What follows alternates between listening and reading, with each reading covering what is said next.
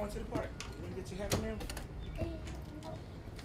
I have girlfriends who have had a lot of children has been killed, and I'll look at their pain and the hurt on their faces, and I don't want that. I don't want my son to get caught up in the wrong anything. Shantella Davis is a recovering drug addict who's currently unemployed, and the single mother of a 6-year-old named As-Sidq. When I leave this earth, I want him to be established. I want him to have to depend on anybody. I want him to be able to get a job. I want him to go off to college. But she and As-Sidq live in the impoverished city of Camden, New Jersey, which is home to some of the nation's lowest performing public schools. Camden Public Schools, routinely graduating single or low double-digit numbers of kids from the comprehensive high schools who could pass the state's exit exam. A lot of kids that came out of Camden High didn't know how to read and write. How did a kid get through the school without the teacher knowing that they couldn't read or write? That's what I couldn't understand. You know what I mean? So I don't want that for my children. For her part, Davis hasn't shown herself to be the most proactive parent. Last year, As-Sidq was enrolled in public pre-K, but Davis says she wasn't feeling well enough to take him. So As-Sidq ended up staying home and missing most of the year. Get ready. Don't get tricked. Get ready. Today, in an effort to better meet the needs of kids like As-Sidq Davis, the state of New Jersey is remaking Camden's public school system in a way that's not quite like anything that's been tried before. The reform centers around 3 new public schools that opened this year that are run by outside organizations. Over the next several years, they'll gradually expand their enrollment until they serve the majority of kids in Camden. One of the new schools is Kip Cooper Norcross, which is getting its own $45 million building that's slated to open next year. So what's different about these new schools? For one thing, they have a lot more autonomy. Basically, they get to hire their own people. They get to fire whoever they want to. We're seeing the district use the tactics of charter schools to reform its own offerings. But they have one big thing in common with traditional public schools.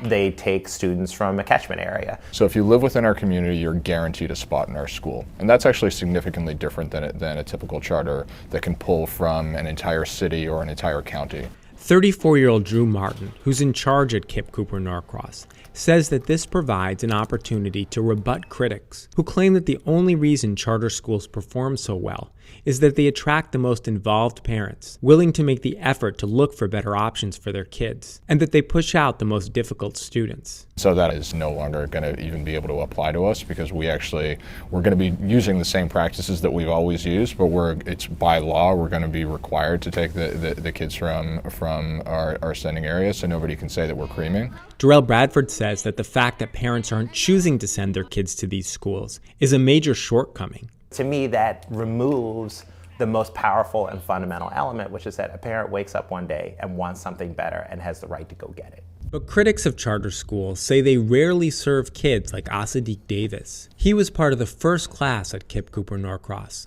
but Shantella Davis continued to have difficulty getting him to school, and she even withdrew him after a dispute with the administration. Davis is planning to re-enroll As-Sidq, and since it's his own school, Drew Martin says the door is open when he's ready to return. And that's what's different. If Kip Cooper Norcross were a charter school, Martin wouldn't be required to take him back. Killing a neighborhood school is like putting a knife into the heart of a community. That's wrong.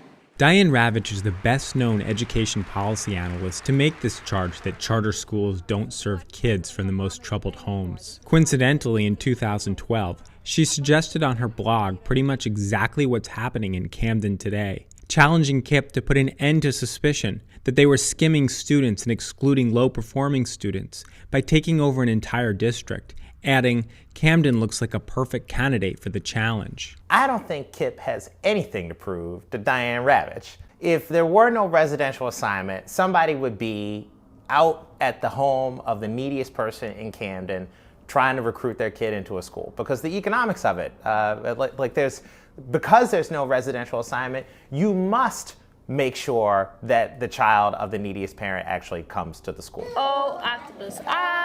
I'm excited about what's going on there. Camden is monumentally better today than it was even 2 years ago. Who runs the schools matters. But I think in an ideal world, there would be open enrollment everywhere.